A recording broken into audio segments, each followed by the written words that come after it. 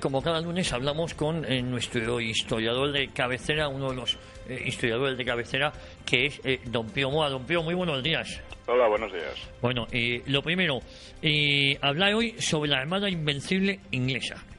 Sí, bueno, vamos a dejar un poco la pestosa política española Sí. al PP y a ¿cómo se llama? Y a Podemos y los otros dos sodomizando a Madrid.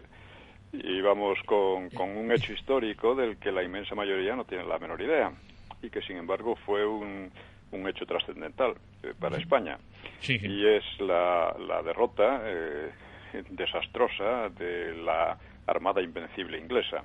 Para que nos demos cuenta del asunto, todo el mundo ha oído hablar de la llamada Invencible española, que españoles no le llamaron así, que fue un desastre, sobre todo por los naufragios y por las tempestades que hundieron a una parte de la flota y en fin, ocasionaron 10.000 bajas, ¿no? Los ingleses tuvieron también otras 10.000 bajas mortales, más o menos, por pestes y por otra serie de problemas, ¿no? Porque quedaron abandonados, o sea, después de la victoria, realmente no hubo verdadera batalla y no hundieron un solo barco español, pero en principio fue un éxito para ellos, ¿no? Porque la Armada española no pudo pasar las tropas a Inglaterra. Y pues después los propios marinos ingleses, heridos y con enfermedades y tal, y con hambre, murieron de hambre por miles, porque el gobierno no les prestó ninguna atención. Pero bueno, dejando aparte eso, al año siguiente, pues los ingleses pensaron que España había quedado un poco desarbolada por mar y organizaron una contraarmada. Se la ha llamado también la Invencible inglesa. Quería nada menos que acabar de destruir los barcos españoles que estaban siendo reparados en San Sebastián, en Santander, etcétera.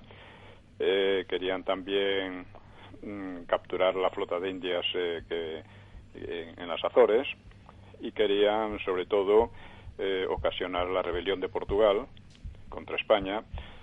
Con lo cual, en fin, España habría sido una cosa tremenda, ¿no? Esta flota ya empezó mal. Bueno, fue planteada como una operación comercial, con acción, la mayor accionista era la reina de Inglaterra, también el gobierno holandés, y otros muchos más, que esperaban obtener un botín enorme, y entonces, claro, se apuntaron, ¿no? El caso es que primero dejaron de lado los barcos españoles, pero fueron sobre todo a Lisboa. Primero pararon en en La Coruña, donde hubo el famoso episodio de María Pita, que eso sí se conoce, pero que no se le encuadra en el conjunto de aquella operación. Y fueron a Lisboa, que era el punto principal, esperando sublevar a la población contra España. Y bueno, pues allí la batalla de Lisboa, porque fue una batalla real, pues fue un desastre total para los ingleses, ¿no? De tal manera que habían organizado una expedición con más barcos que la Invencible española y con 27.000 hombres, etcétera, y salen de Lisboa con solo 20 barcos capaces de ir hacia las Azores y 2.000 hombres en condiciones de combatir. El resto o habían muerto en combate o habían muerto sobre todo por las pestes, ¿no? Porque las condiciones higiénicas debían ser terribles. Total, que la mayor parte de ellos tuvieron que volverse a Inglaterra y poco después, al mando de uno de los jefes de la expedición, que se llamaba Norris, y allí contagiaron de enfermedades a la población del sur de Inglaterra, por una parte, y poco después llegaron los 2.000 que quedaban, capaces de combatir, que los llevaba Drake, y pues estos se sublevaron allí, se amotinaron porque les pagaron una ridiculez, ¿no?, por aquella tremenda aventura. Es decir, que fue un fiasco en toda regla, ¿no?, esta Armada Invencible inglesa. Terrible, mucho mayor que el de la Armada Española, porque además los españoles les hundieron bastantes barcos, apresaron otros, y bueno, en Lisboa les hicieron una carnicería. Entonces, es muy importante porque casi nadie ha oído hablar de esto. Y la batalla de Lisboa debía entrar, junto con la de Lepanto, como una de las batallas decisivas de la época para España, porque para entenderlo solo tenemos que pensar en qué hubiera ocurrido si los ingleses se salen con la suya. Si los ingleses salen con la suya, primero, Portugal se habría convertido en un nuevo frente para España, que ya tenía unos cuantos abiertos.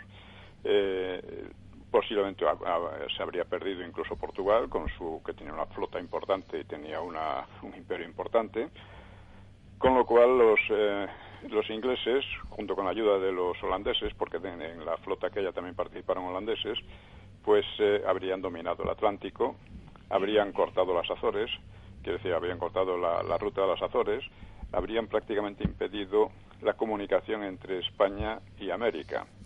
Es decir, habrían arrebatado la hegemonía naval a España.